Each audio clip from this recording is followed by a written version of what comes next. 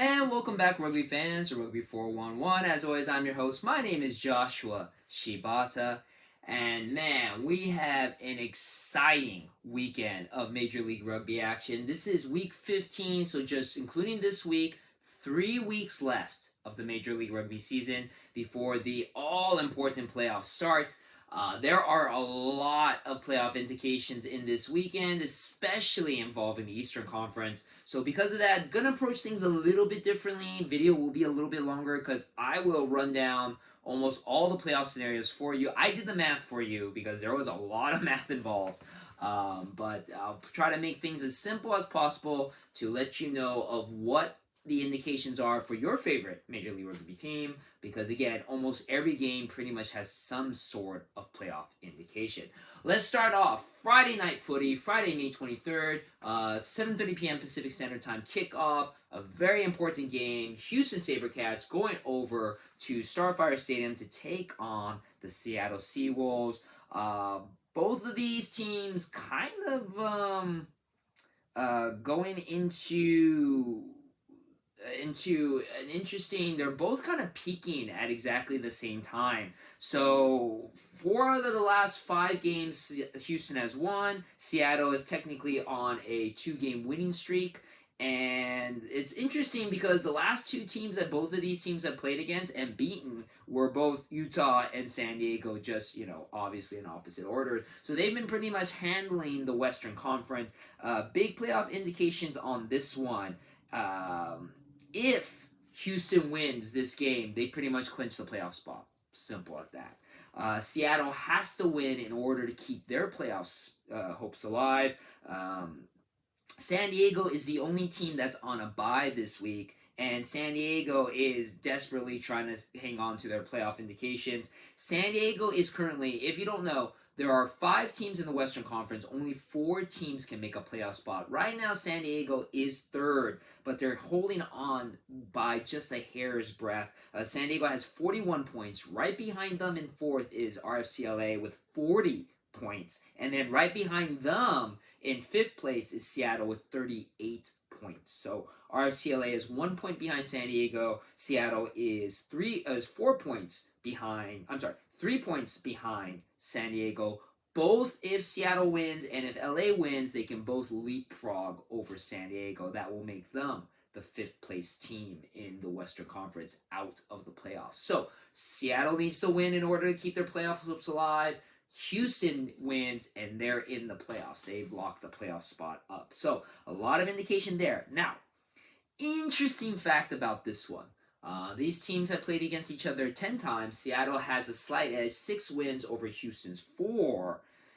The one thing, though, is that Houston has only beaten Seattle once in their entire time playing against each other in Starfire Stadium. They've only had 1 win over Seattle in Seattle. So, again, even though Houston is okay right now, Seattle has been looking pretty good, and they've been kind of peaking up at the right moment. And as much as I really, really don't want to pick Seattle to win this, because as an RCLA fan, I want Seattle to lose, I have a sinking feeling, because Starfire Stadium, again, is a hard place to play at. It's very loud. They are the 16th player on the pitch. So, God, I hate to do it, but I really do feel Seattle will win this one against Houston. So Houston may not be able to clinch a playoff spot right away. Now, moving on. Saturday, it's a big day for the Eastern Conference, but it starts off with a big rivalry. 2 p.m. Pacific Standard Time, Old Glory goes over to Veterans Memorial Stadium to take on the reigning defending two-time MLR champions, the New England Free Jacks. Again, this is another one. Old Glory, to be honest, Old Glory really doesn't have to do much in this game per se. What their playoff hopes really rely on is NOLA. If NOLA loses their game later on in the day, 2 hours later, against Utah, Old Glory gets a playoff spot regardless of what happens in this game. So again, if you're an Old Glory fan, technically you really care more about the NOLA game, because if NOLA loses, if Utah beats NOLA, Old Glory is automatically in. Playoff spot secured. They don't have to win this game. It's nothing. They literally don't have to do anything. Kind of sucky thing is that Old Glory has to play this game first because if Nola wins, then Old Glory definitely needs to make sure that they win to keep their playoff drive going. If Old Glory wins with a bonus point against New England, then Old Glory secures a playoff spot. If Old Glory wins and NOLA wins, then things get a little murky, and I don't want to go too much into detail because then you get points, how many points you scored compared to other teams, and the whole tiebreaker thing. I don't want to go into too much detail with that, but just know again, if Old Glory wins with a bonus point, they automatically get a playoff spot. If NOLA loses, Old Glory automatically gets a playoff spot. So Old Glory kind of sitting in a pretty good spot in this game. Now, with New England possibly can clinch the first place if they win and Chicago loses. So the Chicago game is the important one for them. They also have to beat Old Glory, but if New England wins and Chicago loses, then New England pretty much secured themselves a first place finish within the Eastern Conference, and that means home field advantage throughout the two playoff games.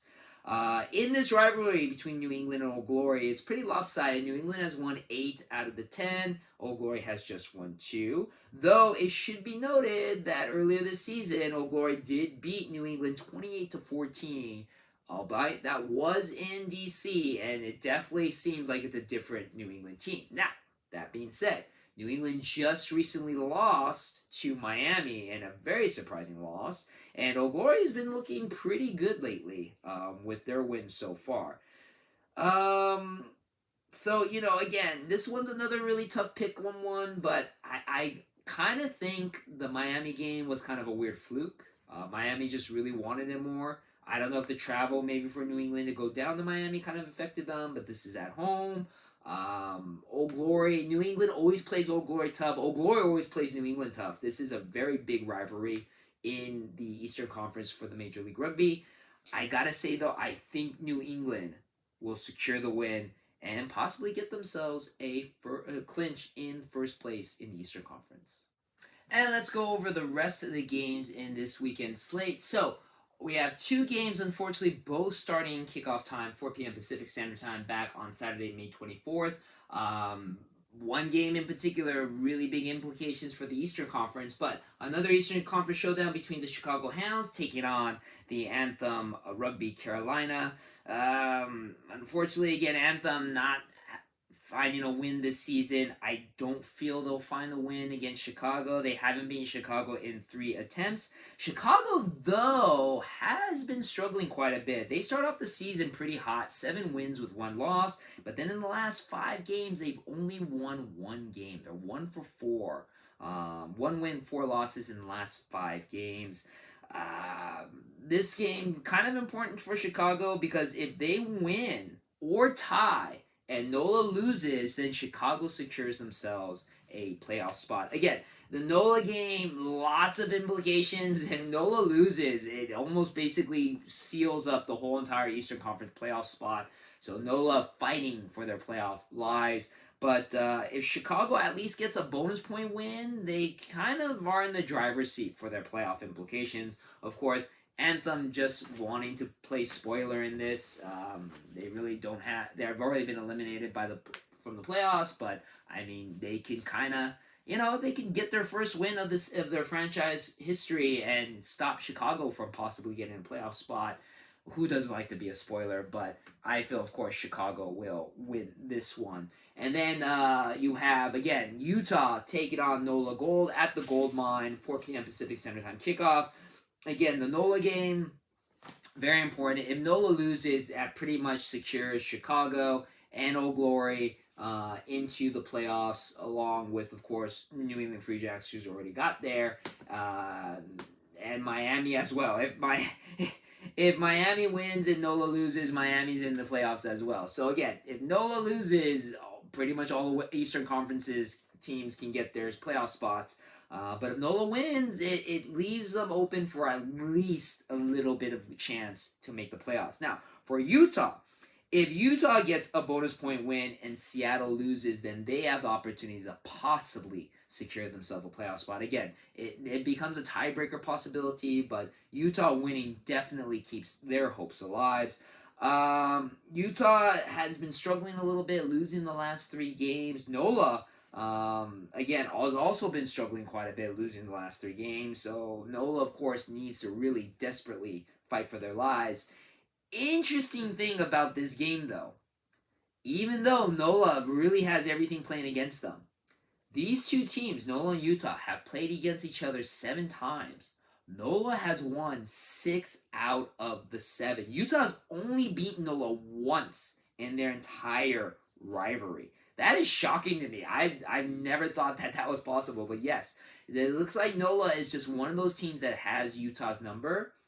So with that being said, I think NOLA might be able to win this one because NOLA is motivated. I mean, their playoff spots will be very realistic, are very, very slim, but if they can win, they really do screw up everybody else's playoff spot chances as well. So again, who doesn't want to be a spoiler in this? And I think NOLA, knowing that they have beaten Utah 6 out of 7 times, and Utah has been struggling quite a bit, I think NOLA could pull off the upset here in this game as well. So I have NOLA with the win. And then last game, Sunday, May 25th, 3 p.m. Pacific Standard Time kickoff. Miami comes to LA to take on RFCLA. Now, if you're an RFCLA fan, you've hopefully gotten the email. If not, don't go to Wallace Annenberg Stadium because we will not be playing there. This is going to be at the Great Park in Irvine. So yes, closer to Orange County. So again, if you're not familiar with the LA area, technically we're not playing in LA. We're actually playing in an area south of LA called Orange County, which is actually where the Angels, the Major League Baseball team, plays. It's also where Disneyland is. So, again, LA isn't as big as people think. This is technically Orange County that we're playing in. The Great Park Irvine has actually a very huge hockey facility. It's the training facility for another OC Major League team, the Anaheim Ducks, for National Hockey League.